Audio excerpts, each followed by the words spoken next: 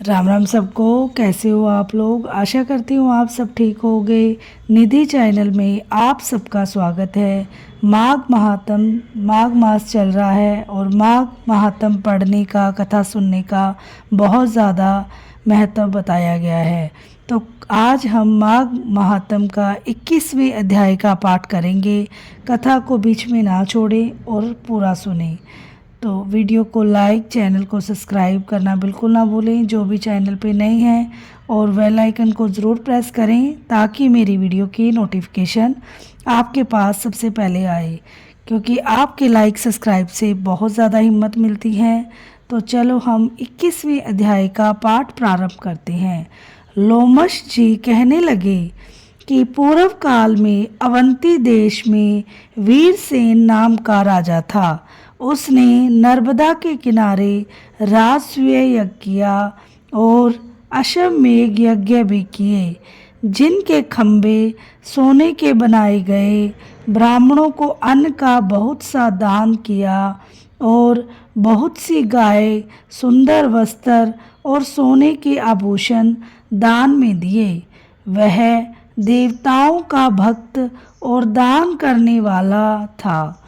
भद्रक नाम का एक ब्राह्मण, जो अत्यंत मूर्ख, कुलहीन, कृषि कार्य करने वाला, दुराचारी तथा अधर्मी था, वह भाई बंधुओं का त्यागा हुआ इधर उधर घूमता हुआ देव यात्रियों के साथ प्रयाग में आया और माघ में उनके साथ 3 दिन तक स्नान किया। वह 3 दिन में ही निष्पाप हो गया। फिर वह अपने घर चला गया। वह ब्राह्मण और राजा दोनों एक ही दिन मृत्यु को प्राप्त हुए। मैंने इन दोनों को बराबर इंद्रलोक में देखा। तेज रूप, बल, स्त्री, वस्त्र और आभूषणों में दोनों समान थे। ऐसा देखकर उसके महात्म्य को क्या कहा जाए। राजसूय यज्ञ करने वाला स्वर्ग का सुख भोगकर फिर भी जन्म लेता है, परंतु संगम में स्नान करने वाला जन्म मरण से रहित हो जाता है। गंगा और यमुना के संगम की हवा के स्पर्श से ही बहुत से दुख नष्ट हो जाते हैं। अधिक क्या कहें, और किसी भी तीर्थ में किए गए पाप माघ मास में प्रयाग में स्नान करने से नष्ट हो जाते हैं। मैं पिशाच मोचन नाम का एक पुराना इतिहास सुनाता हूँ। इस इतिहास को यह कन्याएं और तुम्हारा पुत्र भी सुने, उससे उनको समृद्धि प्राप्त होगी। पुराने समय में देवहूति नाम का बड़ा गंभीर और वेदों का पारंगत एक वैष्णव ब्राह्मण था। उसने पिशाच को निर्मुक्त किया था। वेद निधि कहने लगे कि वह कहाँ का रहने वाला, किसका पुत्र, किस पिशाच को उसने निर्मुक्त किया। आप विस्तार पूर्वक यह सब कथा सुनाइए।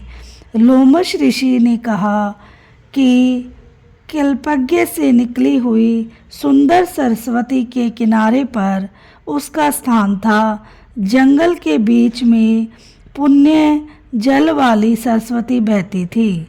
वह वन में अनेक प्रकार के पशु भी विचरते थे।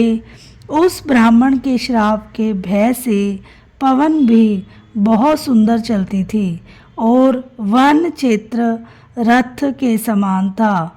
उस जगह धर्मात्मा देवहूति रहता था। उसके पिता का नाम सुमित्र था और वह लक्ष्मी के वरदान से उत्पन्न हुआ था। वह सदैव आत्मा को स्थिर रखता, गर्मी में अपने नेत्र सूर्य की तरफ रखता, वर्षा में खुली जगह पर तपस्या करता, हेमंत ऋतु में सारस्वत सरोवर में बैठता और त्रिकाल संध्या करता। जितेंद्रिय और सत्यवादी भी था। अपने आप गिरे हुए फल और पत्तियों का भोजन करता था। उसका शरीर सूख कर हड्डियां मात्र रह गई थी। इस प्रकार उसको तप करते हुए वहाँ पर 1000 वर्ष बीत गए। तप के प्रभाव से उसका शरीर अग्नि के समान प्रज्वलित हो गया था। विष्णु की प्रसन्नता से ही वह सब कर्म करता। दधीची ऋषि के वरदान से ही वह श्रेष्ठ वैष्णव हुआ था। एक समय उस ब्राह्मण ने वैशाख महीने की एकादशी को हरि की पूजा की, उनकी सुंदर स्तुति तथा विनती करी। उसकी विनती सुनकर भगवान उसी समय गरुड़ पर चढ़कर उसके पास आए। चतुर्भुज विशाल नेत्र, मेघ जैसा स्वरूप, भगवान को स्पष्ट देखकर प्रसन्नता के मारे उसकी आंखों में आंसू भर आए और कृतकृत्य होकर उसने भगवान को प्रणाम किया। उसने अपने शरीर को भी याद न रखा और भगवान के ध्यान में लीन हो गया। तब भगवान ने कहा कि हे देवहूति, मैं जानता हूँ कि तुम मेरे परम भगत हो। मैं तुमसे अति प्रसन्न हूँ, तुम वर मांगो। इस प्रकार भगवान के वचन सुनकर प्रेम के मारे लड़खड़ाती हुई वाणी में कहने लगा कि हे देवादिदेव, अपनी माया से शरीर धारण करने वाले आपका दर्शन देवताओं को भी दुर्लभ है। अब आपका दर्शन भी हो गया, मुझको और क्या चाहिए। मैं सदैव आपकी भक्ति में लगा हूँ। भगवान उसके वचन सुनकर कहने लगे कि ऐसा ही होगा।